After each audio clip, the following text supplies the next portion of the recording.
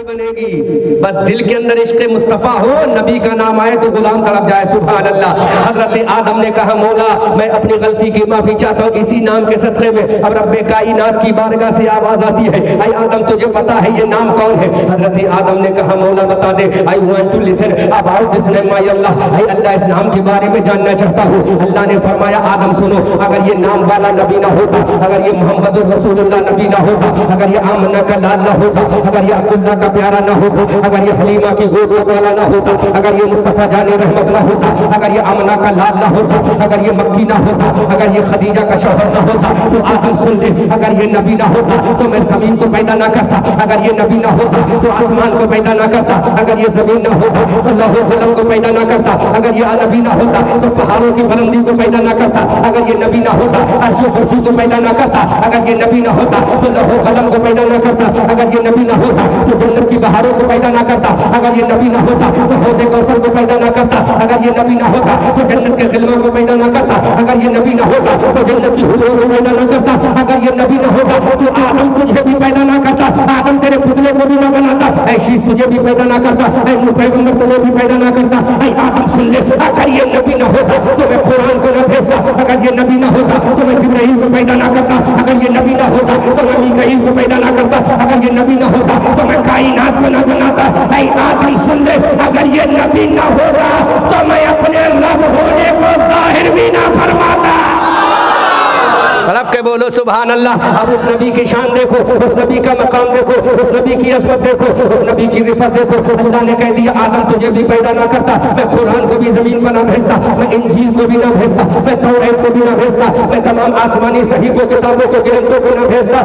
اے آدم سن لے اگر تجھے پیدا کیا ہے اسی نبی کے صدقے میں پیدا کیا ہے، تجھے خلافت دی ہے اسی نبی کے صدقے میں دی ہے، آسمان کو بنایا ہے اسی نبی کے صدقے میں بنایا ہے، کائنات کو بنایا ہے اسی نبی کے صدقے میں بنایا ہے، میں نے ذرے ذرے کو بنایا ہے اسی نبی کے صدقے میں بنایا ہے. ابو بکر کی صداقت اسی کے صدقے میں، عمر کی عدالت اسی کے صدقے میں، عثمان کی سخاوت اسی کے صدقے میں، علی کی شجاعت اسی کے صدقے میں، حسن کی امامت اسی کے صدقے میں، حسین کی شہادت اسی کے صدقے میں، خواجہ کی حکومت اسی کے صدقے میں، غوث کی کرامت اسی کے صدقے میں. اب بریلی کا رضا بولا، امام احمد رضا بولا یا رسول اللہ، جب سب کچھ تیرے لیے ہے تو بریلی کا رضا بولا یا رسول اللہ.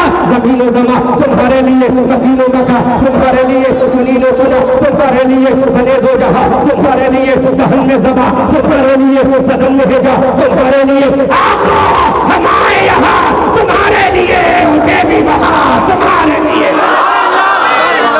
نعرہ تکبیر، نعرہ رسالت، نعرہ حیدری، علماء اہل سنت، مسلک اعلیٰ حضرت سید میلاد النبی، سرکار کی آمد، دیدار کی آمد، مکے کی آمد، مدنی کی آمد. نعرہ تکبیر.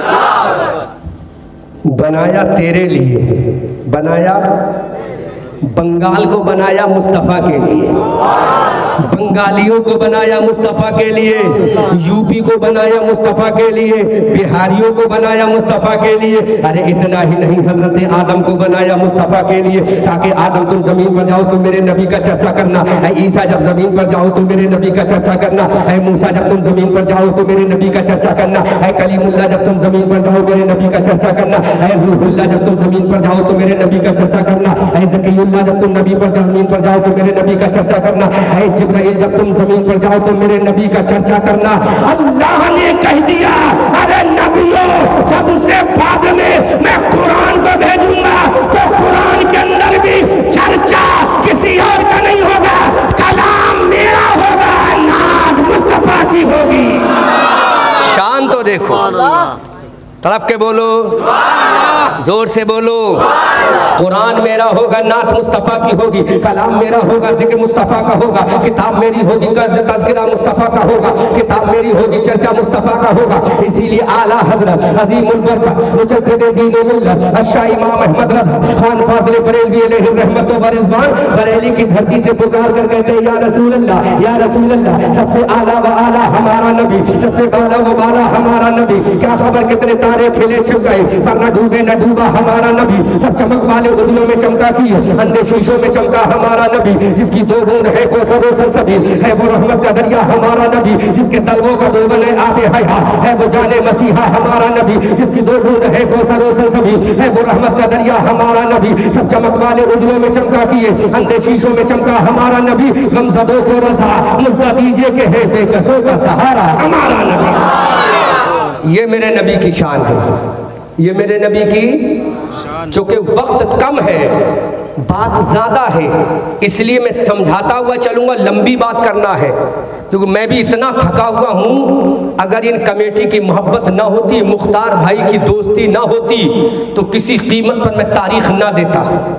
آپ کو معلوم ہے کتنے ٹینشن میں نے فلائٹ پکڑی ہے، دلی سے 350 سوا 300 کلومیٹر دور ایک شہر پڑتا ہے پیلی بھیت، وہاں سے میں نے کار کی، اس کار سے بریلی پہنچا، دلی پہنچا اور دلی سے ایئرپورٹ میں بھاگتے ہوئے میں نے فلائٹ کو پکڑا ہے، صرف اس لیے تاکہ ان کمیٹی والوں کا اور ہمارے مختار بھائی کا اور اس گاؤں والوں کا دل نہ ٹوٹ جائے۔